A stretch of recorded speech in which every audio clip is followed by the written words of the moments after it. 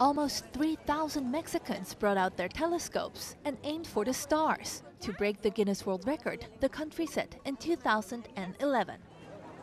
In the end, 2,978 people simultaneously looked through telescopes at the moon from Mexico City and 40 other locations across the country, beating the previous record of 2,753.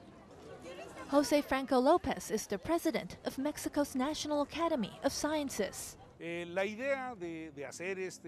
idea of going for this Guinness record is to encourage people who have telescopes to take them outside, out of cupboards and the closet, and use them. Organizers said that attendance would have likely been higher if it were not for inclement weather in the state of Puebla, where only 316 people came out to peer at the skies.